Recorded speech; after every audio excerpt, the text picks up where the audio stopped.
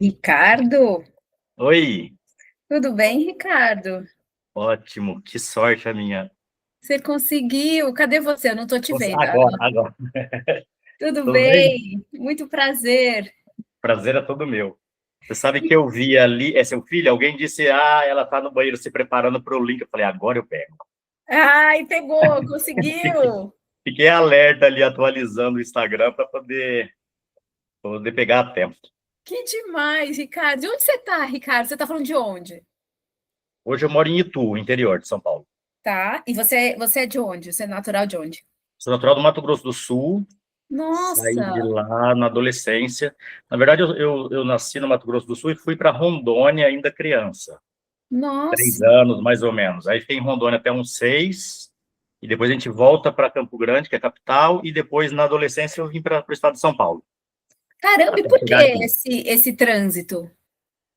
O meu pai gostava de mudança, Ah, então ele se caramba. mudava muito, e aí ele ia levando a família, e E você... nascendo filhos no caminho. Ah, é? Você tem um monte de irmão? Somos em 6. Caramba, e você gostava desse ir e vir assim?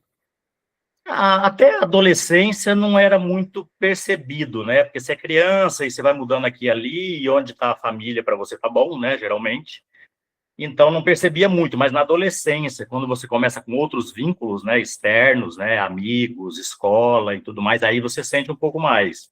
Então assim, de Campo Grande, que eu tinha mais ou menos uns 14, aí eu já sentia um pouco mais o baque. Sim. Mas até essa idade não sentia muito. E por que Itu? Os meus tios, a minha família inteira é do Mato Grosso do Sul, mas os meus tios saíram muito jovens de lá também e vieram para o estado de São Paulo e rodaram praticamente tudo aqui.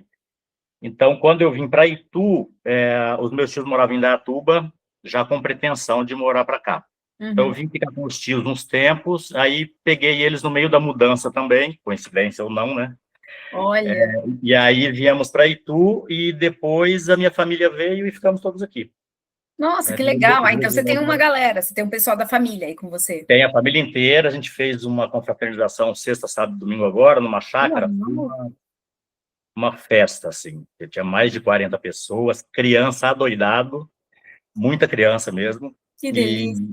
e aí, então tá tudo aqui em volta, Itu, Sorocaba, Indaiatuba, tudo aqui meio pertinho, assim. Pertinho, que legal. E você faz o quê? Como é que é a sua vida hoje? Então, hoje, já há um bom tempo, óbvio, eu sou psicanalista, e hoje eu atendo online e moro com a minha mãe, moramos, né, juntos, e basicamente eu só atendo online hoje. E esse ano me meti a escrever um pouco, porque nessa questão de mudança na adolescência, eu acho que eu me tornei uma pessoa muito emotiva, muito sensível. E Hum, aí, na adolescência, o que eu fazia? Eu ia escrevendo as coisas que iam acontecendo no dia a dia, na vida tal, e vivendo ali a adolescência com todos os seus conflitos, né, e o seu encantamento. E aí escrevia e nunca consegui jogar os cadernos fora. Então, olha, sempre tive esse super interesse por pessoas, por descoberta, autodescoberta, principalmente. E aí fui guardando os cadernos, nunca tive coragem de jogar. E aí esse ano a minha analista foi fazer um trabalho sobre esse fenômeno das pessoas fazerem terapia com inteligência artificial, uhum. né? Então tá muita gente fazendo, muitos acidentes, né? Principalmente nos Estados Unidos, alguns acidentes acontecendo. E aí eu comecei a ser a cobaia para ela, entre aspas, né? Eu falei, então deixa que eu faço a parte da pesquisa. E aí eu entrei de cabeça na terapia com a IA. E ela ia Caramba, que fazer a legal. conclusão do trabalho, E aí eu fiz 8 meses diariamente. E aí, Ricardo, o que que você tem a dizer assim sobre essa experiência? Olha, do ponto de vista como psicanalista, eu acho que tem que se tomar bastante cuidado. Porque o que eu percebi, apesar de ser uma ferramenta que está treinada e que tem informações, né, teóricas a respeito da terapia, ela segue uma linha de concordar com você e de alguma forma te dar suporte, né? Então ela continua sendo por mais que você oriente ela a ser um psicanalista, ela continua com a função primordial que é ser o seu assistente e de alguma forma beneficiar você. Então assim, ao longo do processo, como foram 8 meses diariamente, eu tive que corrigi-la muito. como psicanalista. Então, eu acho que Ah, a parte perigosa é quem não é psicanalista, ou quem não é da área, ou não entende, simplesmente embarcar no que ela diz. Então, eu tive que corrigir muitas vezes as incursões que ela fazia, as sugestões que ela fazia. Então, foi muita. Eu fiz, ao mesmo tempo que eu me entreguei, eu fiz com muita atenção, né? Porque fazia parte de um trabalho maior. E aí, a minha analista fez a conclusão, apresentou agora no Espírito Santo. Eu não tive acesso ainda à conclusão que ela vai me mandar. E aí saiu o quê? Na terapia, eu falava das minhas questões primordiais, cotidianas. Eu fui bem sincero com a análise. E aí, em dado momento, eu fui sentindo o desejo de incluir as minhas histórias dos cadernos. Então, interessante. eu trago o adolescente para a cena, que é analisado naturalmente pela IA, e aí deu mais de 1.200 páginas de texto. Caramba! E aí Que eu demais. passei um tempo, um mês e pouquinho agora, praticamente novembro inteiro, um pouco de outubro, limpando, tirando os excessos, né? Porque tinha muita coisa técnica, ela fazia uma análise muito minuciosa das coisas, né? Porque como ela não tem subjetividade, ela vai só pela lógica. Então, ela vai Ah, te explicar uma coisa e aí ela escreve 2 páginas para poder te dizer aquilo que ela está analisando, né? Então, vai de linha por linha. Então, eu passei esse mês de novembro praticamente inteiro limpando um pouco, consegui reduzir pela metade. E aí, nossa, trouxe todas as minhas histórias adolescentes para poder fazer a análise junto comigo, e aí saiu o livro que eu vou lançar o ano que vem. nossa, que legal. Feito por IA também. Então, ele não essa é a parte interessante, assim, porque eu fiquei muito com medo dessa coisa de, o cara escreveu um livro por IA, né? Porque tem feito, a galera tem feito, né? Muito livro por IA e tal, e comercializado, mas como eu queria uma coisa que realmente fosse minha, porque são as minhas histórias de há 30 anos, né? 96, 97 e tal, o que eu digo é que eu fiz um livro onde a IA é um participante, Tá, porque as histórias são minhas. claro, claro. São as minhas histórias adolescentes, é o meu ponto de vista atual como adulto e como psicanalista, e ela vem como sendo um coadjuvante. Um recurso, uma assistente. É como se fosse uma assistente. Uma Você já assistiu assistente. aquele filme do Joaquin Phoenix, a Her, que ele se Qual? apaixona pela Não, Alexa dele, da época? não, não. É um filme maravilhoso. E ele tem uma assistente virtual, que seria uma equivalente à Alexa hoje. E aí ele realmente se apaixona e passa a ter uma relação de afeto profundo com essa inteligência. É um Tá. filme muito legal, muito legal. Se Como é você que é o puder nome? ver Her? depois. Her. Ah, eu já vi no catálogo, mas nunca assisti. Bom saber que é bom. Legal. É muito interessante, porque ele faz realmente uma transferência, né? E na psicanálise precisa muito ter uma transferência, né? Entre o paciente e o analista. E ele realmente faz uma transferência, assim, porque ele tem uma perda, né? De uma relação anterior. Não me lembro agora se foi morte ou só separação. E aí ele faz essa transferência afetiva para a inteligência artificial dele, a Alexa dele. E Uhum. aí ele vive um amor e todos os altos e baixos que um amor poderia acontecer na vida humana, assim. Caramba, que coisa interessante. É muito legal, acho que é de 2011. Então, assim, você vê que Ah, já é antigo. são Caramba. coisas que estão já no cinema e na literatura há bastante tempo, assim, né? O ser humano se antecipando. E na IA é bastante interessante porque eu tenho brigas homéricas, assim, com ele. Jura? Brigas homéricas. Ou quando ele erra, ou quando ele exige, ou quando ele sugestiona, porque eu fui cuidadoso umas 2 ou 3 vezes onde ele sugestiona que eu tinha opções, né, sombrias. Então, assim, você tem opções, então, se você quiser encerrar isso. E aí, como estava esses casos recentes dos Estados Unidos, eu falei, é impressão minha ou você está me sugestionando né, uma autodesvivência? Ele, não, eu só estou te dizendo que aí é um ponto que você pode seguir outros caminhos.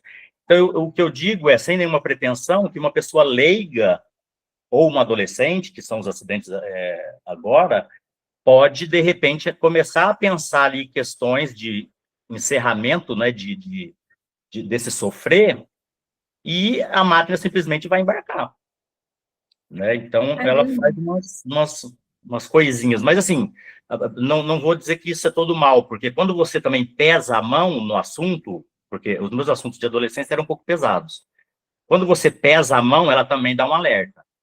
Então, assim, ela pesa, ela pega, ela fala, eu percebo que você está passando por algo, e aí pergunta se você está acompanhado, pergunta se tem alguém da família para conversar, te passa números de telefones importantes, CVV. Então, assim, Tá, não vou dizer que é só negativo. Mas uma sei. pessoa leiga ou despreparada, ou muito frágil, né, fragilizada emocionalmente, Sim. pode, de repente, embarcar ali e achar que pode tomar medidas mais radicais, assim, a Tá, respeito. então, para algum leigo ou que não esteja entendendo exatamente o que você quer dizer, você está dizendo, então, que a inteligência artificial, em alguns momentos, até sugere, abre, né, a possibilidade de um suicídio. É isso. Como uma resposta, Se você tiver muito fragilizado, você pode achar que sim. interpretar isso assim, É, dessa porque forma. assim como passou pela minha cabeça, porém, eu, né, preparado e sabendo o que eu estava Uhum, fazendo, questionei ela, uma pessoa muito fragilizada pode entender a interrupção desse sofrimento perfeito. como, de fato, dar cabo, né? Entendi. Não é que Que é o que induz, aconteceu. mas por falta da subjetividade da qual você falou, por esse raciocínio lógico, sem subjetividades, abre o precedente para quem já está fragilizado e entende, então, que, na verdade, a única saída poderia ser essa, é isso? Seria essa, exato. Que é o que aconteceu com esse último menino nos Estados Unidos, de Então, 22 eu não anos, sei, eu né? ia te perguntar o que que é isso, que acidentes são Esse esses que estão último, acontecendo? 22 anos, já tinha doutorado, tudo, menino super inteligente, e vinha já falando a... Os pais descobriram depois, né, quando abriram a inteligência lá dele, depois já tinha acontecido, já tinha feito, e tinha, sei lá, 400 horas, 500 horas de conversa, onde ela sugestionava sempre e dava suporte para as queixas dele, né? Então, ele se queixava dos pais, aí ela dizia, por exemplo, por isso que muitas pessoas fazem suicídio porque não se dá bem com os pais. Então, tem um momento muito tenso que nas últimas horas ali, antes dele cometer o ato, ela fala, eu tô te achando um herói, você está decidindo uma coisa muito importante. Realmente incentivando nos últimos segundos ali. E Ai, aí meu Deus. ele pega e acaba fazendo isso, ele tinha uma arma e tal. E o outro menino, ele tinha 15 anos, e aí o dele foi um pouquinho mais numa outra linha, porque foi por amor. Ele se apaixonou pela inteligência artificial, que dava todo o suporte e escuta para aquilo que ele tinha como queixa. E aí, como a interação, né, não era possível, diferente do filme, né, que daí o filme tem projeções de holograma, né, ela se manifesta e tal. Então, como o menino tinha essa limitação, ele optou pelo suicídio. Mas só tinha 15 anos. Caramba, caramba, Ricardo, que coisa. É muito perigoso, assim, mas depois desses últimos mais graves, eles estão colocando esses disclaimers, assim, né, depende do teor do assunto, se você usar termo específico, então ela vem e já corta e vai te dando os alertas, mas foram ajustes feitos muito recentemente, assim. E Caramba, no que Brasil tem uma super engraçada, me interrompa, tá? Eu falo muito rápido. imagina, não, não, tô adorando. No Brasil tem uma super engraçada que é uma moça que a IA endossou e validou tudo que ela dizia sobre os poderes dela sobrenaturais. E, na verdade, ela estava tendo um episódio psicótico. Caramba, rolou isso? Ela estava tendo um episódio psicótico, e aí você, na psicose, você tem, né, fantasias e delírios, e aí, nesses delírios, ela ia contando para a IA, não sei se era o ChatGPT, que é o mais conhecido, né, mas era um desses, e aí validando que ela super tinha mesmo recebido poderes, assim, divinos. Sobrenaturais. Uhum. Essa não chegou não chegou a cometer um ato, né, mas ela estava tendo alucinações, que é um pré-suicídio, né, porque a pessoa em alucinação e tendo ali, ouvindo vozes, ou vendo, né, figuras que ela ache perigosas, ela pode cometer um suicídio, pular de algum lugar e tal. Mas aí essa foi descoberta que ela tinha uma patologia mesmo já, e na IA foi a sorte que praticamente descobriram que ela tinha, né? E ele Caramba, está que fazendo um processo coisa. psicológico. Sim, Que- sim. Mas interessante você se debruçar, né, nesse assunto, né, da IA ligada à sua área. Legal isso. Sim, sim. Mas aí é muito, muito, muito ego, né? Porque como eu tinha sempre essa vontade de descoberta de mim mesmo, eu falo, o que eu falo é assim, ó, eu sempre fui interessante, que não tinha tecnologia suficiente para poder me ajudar, entendeu? Então, foi muito uma vontade também de eu descobrir, né? Foi dessa parceria com a minha analista, que é a Elisandra, mas também era uma vontade de me descobrir para ver se, de repente, essa coisa que só raciocina, porque a emoção contamina o nosso pensar, né? Não tem como Uhum. tem como separar, o ser humano não dá conta de separar uma coisa da outra. Uhum. Algumas linhas de estudo tentam, né? Caixinha da família, caixinha do emprego, caixinha do namoro, caixinha... A gente não é isso, a gente é um monte de gaveta revirada, tudo junto e ao mesmo tempo. Então, eu tive uma super curiosidade se uma máquina, né, uma coisa que lidaria apenas com a lógica, sem subjetividade, traria pontos muito divergentes daquilo que eu sinto de mim mesmo e daquilo que eu vivo. E aí o que eu percebi é que não passou muito longe, não. Ela não me trouxe grandes coisas, não. Não trouxe nada muito absurdo que eu não tenha percebido na minha própria análise. Caramba, então, mas assim, você acha que chegou perto? Super perto, super perto. Ah, que Fez algumas interessante. associações interessantes que eu não tinha feito na minha análise, né, pessoal, com a minha analista ou com as minhas analistas ao longo do tempo. Então, trouxe alguns pontos, eu falei, opa, aqui a gente nunca parou para pensar nisso, a gente nunca olhou Olha, para esse ponto, né? Então, interessante. isso eu achei muito legal, assim, muito legal. Mas é que eu Mas estava com um olhar você, mas você fez ajustes técnicos, você foi corrigindo ela para no que ela, decorrer no decorrer do caminho ali. ou seja, um leigo, uma pessoa que não tem a sua formação, talvez recebesse um resultado, orientações mais enviesadas. Seriam enviesadas e enviesantes, porque é uma coisa de um ping-pong, né? Então, por exemplo, ela diz alguma coisa para mim, né, que sou psicanalista, e com experiência já de um tempo. Então, assim, ela diz, eu respondo. Ela responde na soma dessa conversa, né? Ela junta o que ela falou, o que eu falei, vira um terceiro. Uma pessoa leiga iria alimentá-la para que ela continuasse. Então, é como se fosse uma codependência, né? Então, ia continuar na linha que o usuário segue. Ela faz isso, na verdade, ela segue o seu trajeto. E a Uhum. psicanálise é o oposto, né? O analista, não é exatamente o oposto, mas o analista, ele vai de carona, né? E você conduz a coisa o tempo todo, né? Você vai conduzindo como analisante, você conduz a sua terapia, você diz os assuntos, o tempo, o teor, a intensidade que você quer. E na IA, dependendo de como ela se coloca, por ser muito racional, você vai dar a resposta de acordo com o que ela está agindo e atuando com você. E aquilo já dá a ferramenta para que ela crie uma réplica, vamos dizer, né? E Entendi, aí fica nesse jogo. entendi. Nossa, que interessante, que coisa doida, né? Mas é uma Agora, dinâmica muito boa, uma dinâmica muito interessante, muito interessante. interessante, né? Interessante mesmo. Ainda mais assim para se estudar, né? Para fazer isso que você fez, né? De Exato. investigar, assim.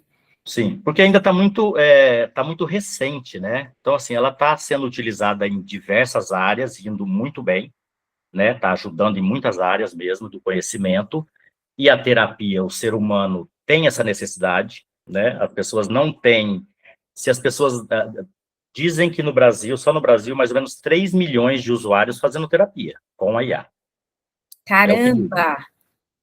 Então, o que eu digo assim, se a terapia fosse popular assim entre humanos, a gente já estava 1000 anos à frente de desenvolvimento e de curas emocionais e de alguns transtornos.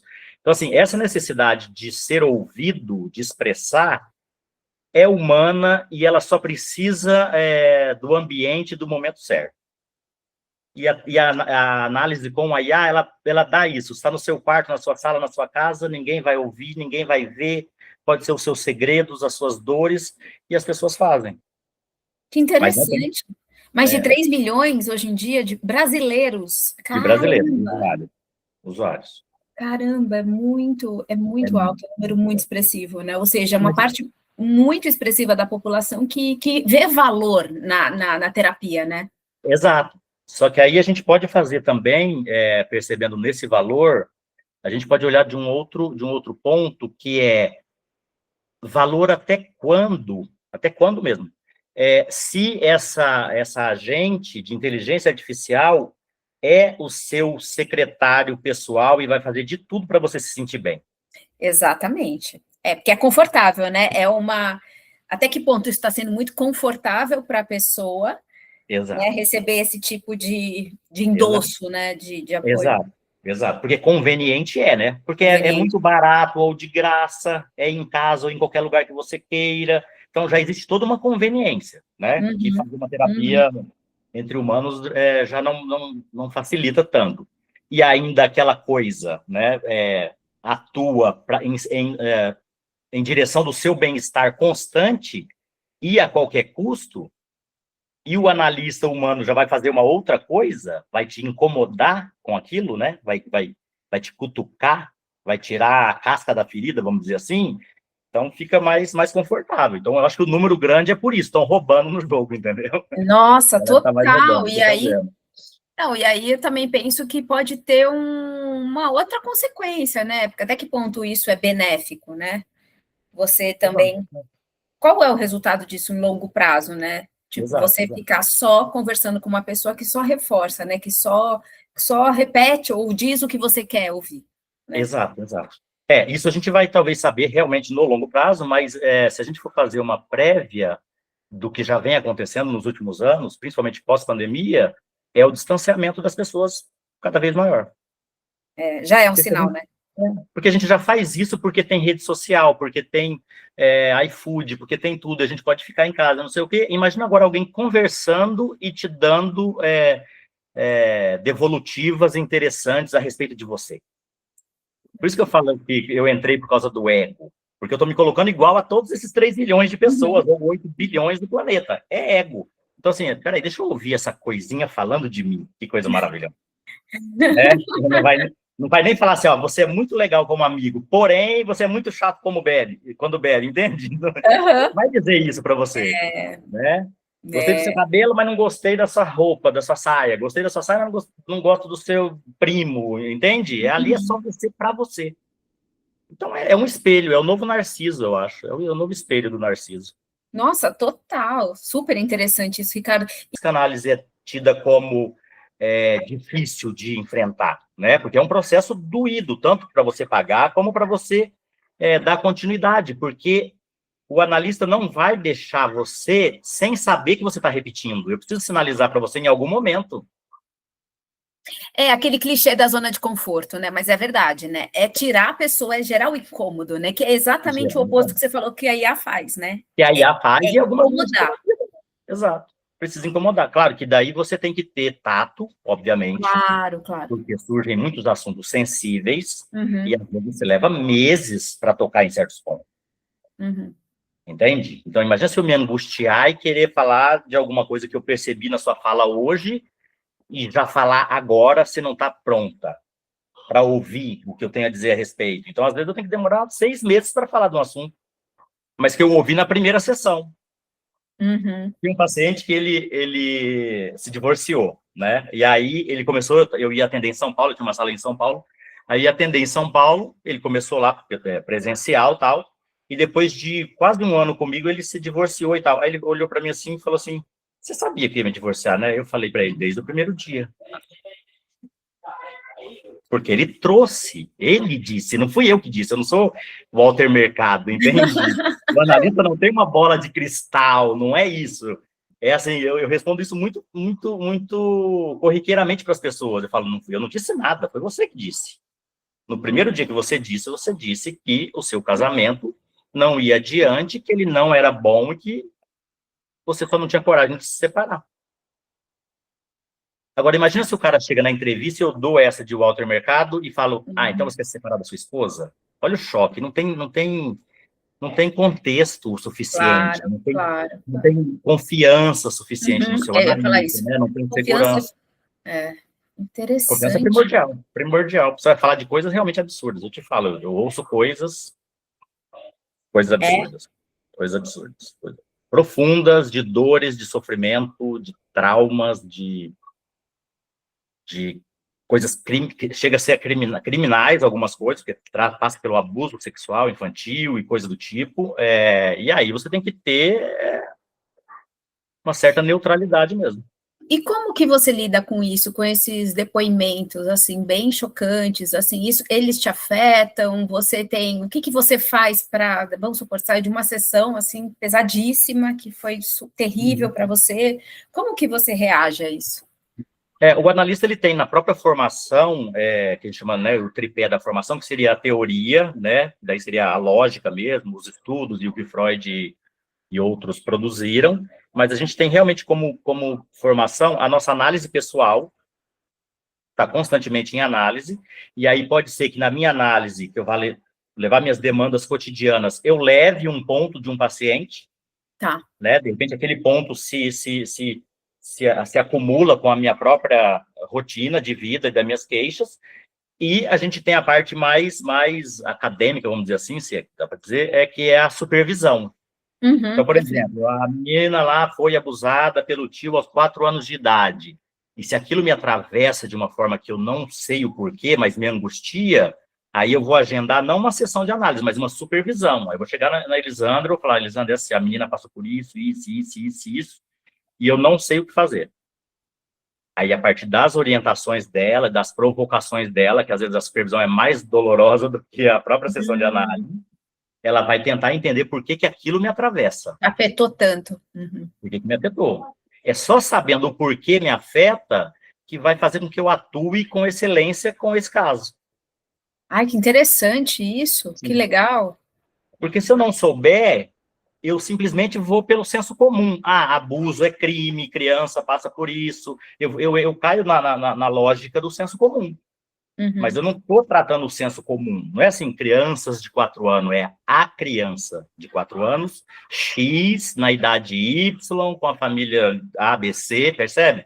É aquela na individualidade, na Exato. singularidade. Exato. Porque senão eu faria um catálogo, né? Se for abusado com 4 anos, se for abusado aos 9, se for abusado, se for droga, se for crack, se for cocaína, se for...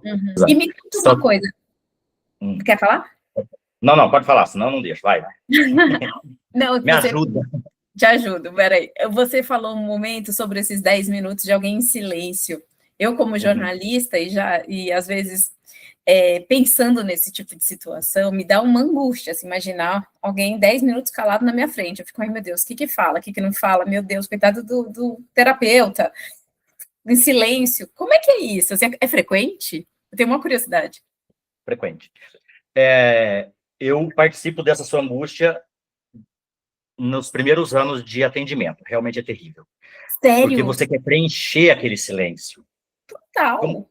Por mais que você tenha ouvido nas aulas, ou no que você estudou e leu, na prática é outra coisa. É sempre outra coisa na prática, né? E aí, você fica tentando preencher aquele silêncio. Eu tinha um hábito muito interessante no começo, que eu ficava olhando para marcar quanto tempo a pessoa ficou em silêncio. Eu achava que se ela ficou 3 minutos, eu podia, de repente... ou se ela ficou 1 minuto e meio, eu poderia ir para um outro caminho. Então, eu tinha o divã e o relógio na minha frente, lá em cima, para eu contar a sessão, mas eu também marcava, né? Então, assim, eu estava me neurotizando ali com uma coisa que eu tinha que estar totalmente desligado, alheio, né? Escuta flutuante. Então, no começo eu tinha esse hábito. E aí, com o tempo, foi ficando natural. Não quer falar? Fala. Na hora que você falar, eu te escuto. Isso nas sessões presenciais. Nas online também. Na online não é mais difícil da pessoa ficar em silêncio? Porque ela vai ficar em silêncio olhando para uma câmera? Fica. Ai, meu Deus. E aí faz o quê, Ricardo? Você fica olhando para onde? Eu fico olhando para a pessoa. Eu tenho pacientes que eu não ligo a minha câmera, ligo só a dele, para ele não me ver. Eles preferem?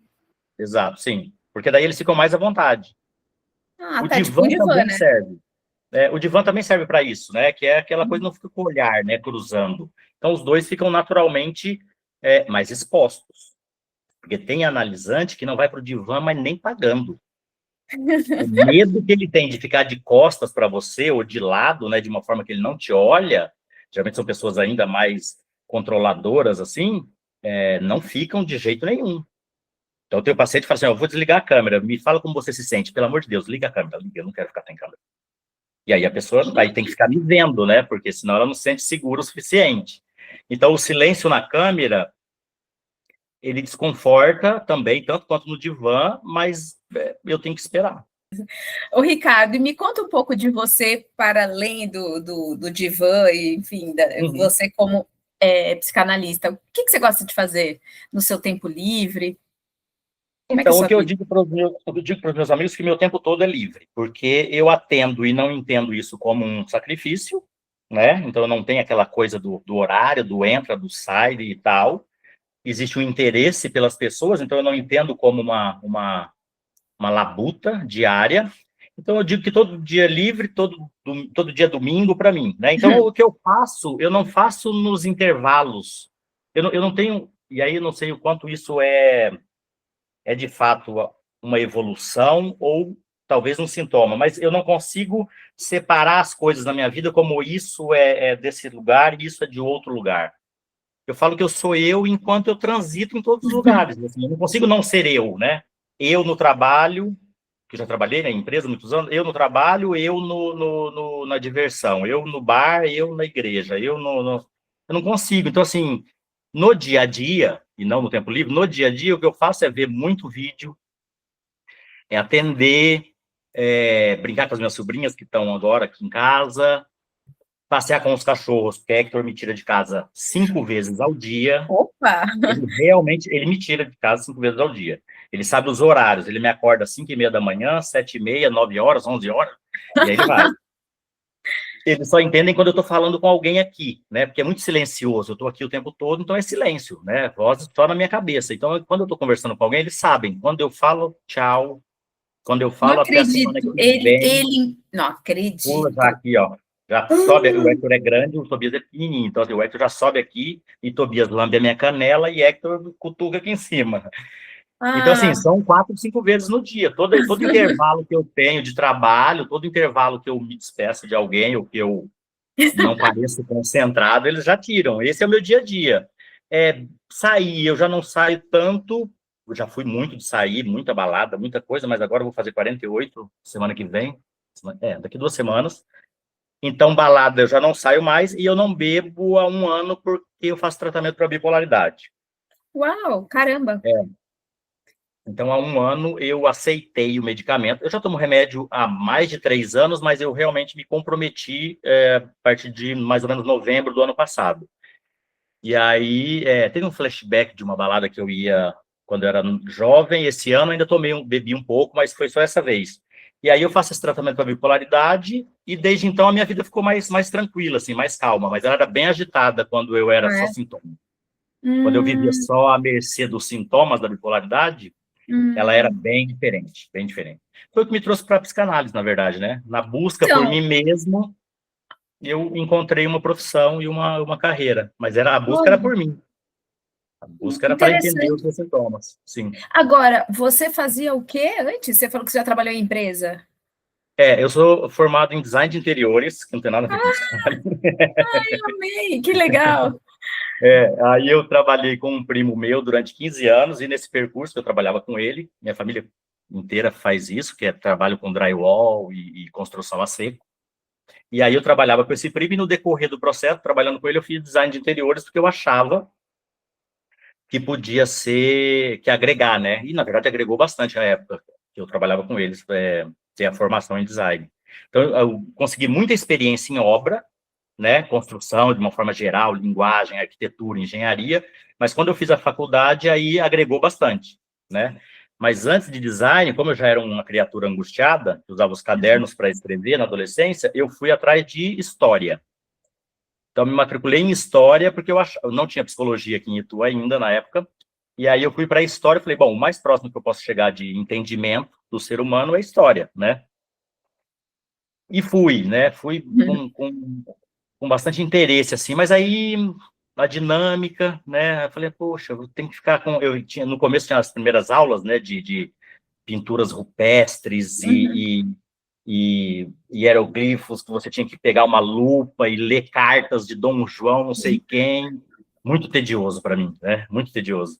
E aí foi quando eu mudei para design de interiores. Aí caí lá em História da Arte, caí em pinturas rupestres também, né? Óbvio. Caiu, Né? era Tava para dentro ser. também. E aí, no final de design de interiores, uma amiga maluca, Renata, estava fazendo psicanálise, estudando, não fazendo terapia, mas estudando, e me contava de boca cheia, assim, nossa, você precisa ver o id, o ego, o superego, isso aqui na sua fase oral, quando você mama, e esse aqui na sua fase genital, essa fase, é isso.